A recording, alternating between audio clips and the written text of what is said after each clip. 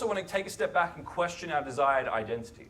A lot of you say that you want to be consistently profitable traders, but what does being a consistently profitable trader actually mean? What's the reality of being a consistently profitable trader? Can someone give me some ideas? So we got someone else speaking. Yes, what's your name? Jesse. Jesse, cool. Be disciplined. Okay, but when we talk about the desired outcome, in your mind, what's the desired outcome of being a consistently profitable trader? What does that encompass? Pulling money out of the market every day. Pulling money out of the market every day. Does your edge statistically show that that's the case every day? No. So can you see how you're imposing? Okay, 30 minutes later. Well, can we go? That's good. Yeah. So, okay. So the more we try and impose a fantasy on top of what actually is, the more stress and frustration we're going to have in our trading. Does that make sense, Jesse? Yeah, it's like you said it, yeah. Okay, good. You got it. So let's redefine what being a consistently profitable trader means for you. What does that look like? What is the reality of it? Yeah, I guess just accepting losses and know they're part of the system, and yeah, they're showing up the next day.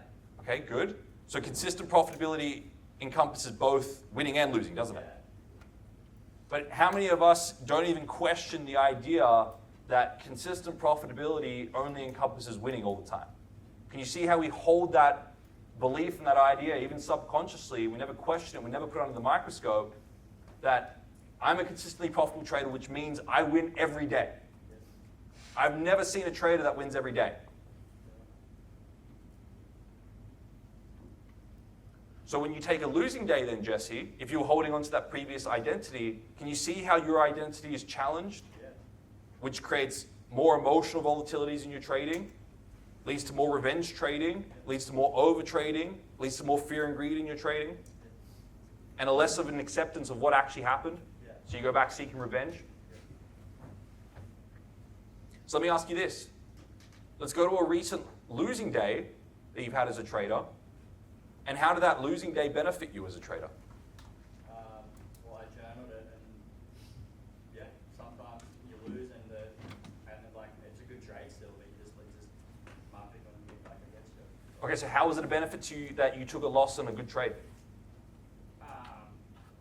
Does that kind of awaken you to the? That I followed my rules. But what's the benefit of the loss? Not that you followed your rule. What's the benefit of the actual loss? Does it kind of wake you up and make you realize, shit, there's risk in the market, and that there's greater accountability to sticking to your processes, more awareness of the risk in the market? Yeah. All right, let's go to a recent winning trading day. Yeah.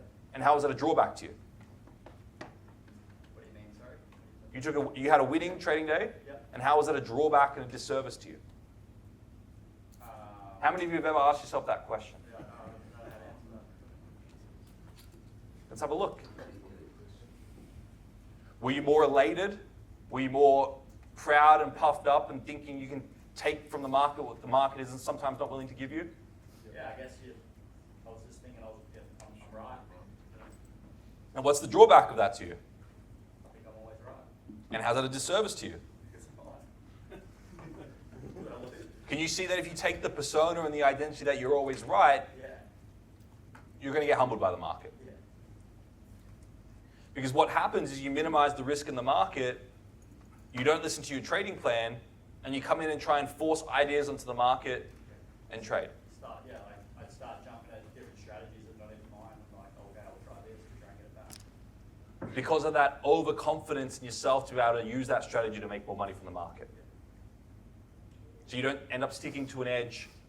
And what are you dedicated to? Let me ask you this question, Jesse. What are you dedicated to? Are you dedicated to making money as a trader, or are you dedicated to being right? Yeah. I want to make money as a trader. But yeah, you get caught up in being right. I definitely do. Can you see how the addiction to being right is actually what's undermining you? Yeah. Saying you have to have emotional stability no matter what you do as a trader, Well, but then you become a robot. no. That's not what I'm saying. When you're we can take an event, and what happens to our survival instinct, we take an event, and our survival instinct blocks out information.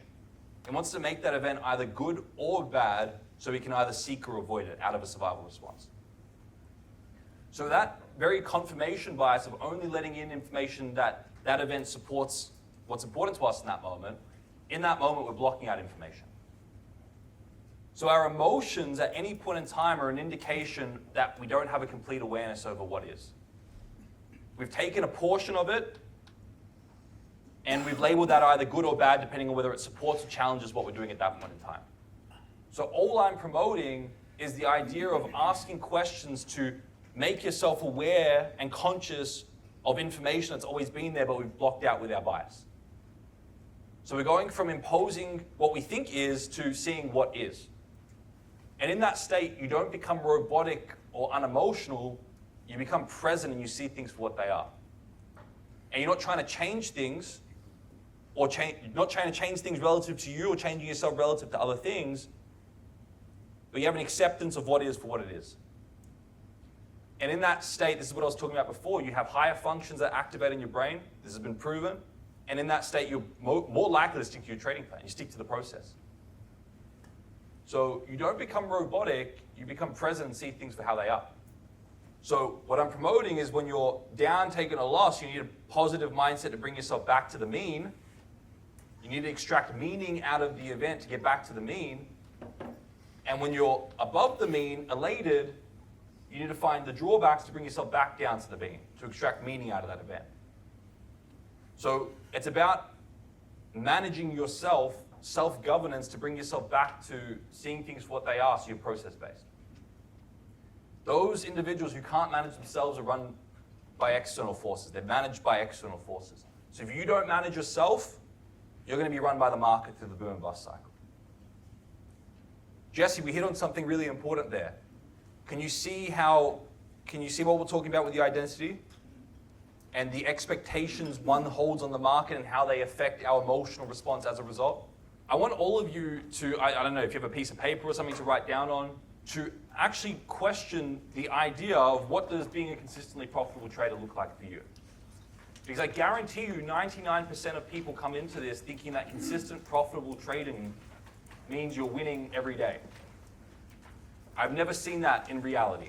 So the more you impose that belief system on yourself and on the market, the more you're going to have unrealistic expectations, the more you're going to have negative emotions in your trading because you're harboring an unrealistic expectation. I think a lot, like, there's a lot of stuff on YouTube and stuff like that that kind of pushes you. Yes, they're trying to market and sell you something. Yeah. So they're promoting a fantasy to get you hooked on that, but in reality it doesn't exist.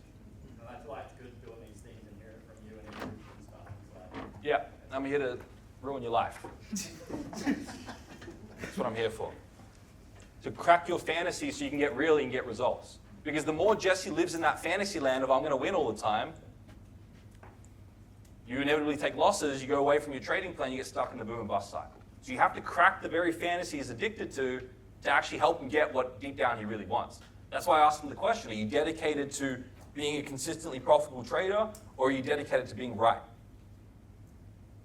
Because if you're dedicated to being a consistently profitable trader, guess what's going to happen? You're going to have to be right and wrong. You're going to have to win and lose. You have to be up and down, happy and sad. So Jessie, if I was coaching you, I'd say, okay, let's go to the moments in your life where you haven't been right and you have pain associated with that. Because that's what's driving your addiction to being right and keeping you stuck. And then what was the benefit of not being right in that moment and getting slammed?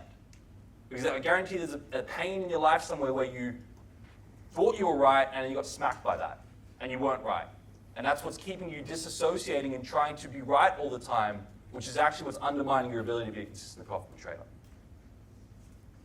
Does that resonate?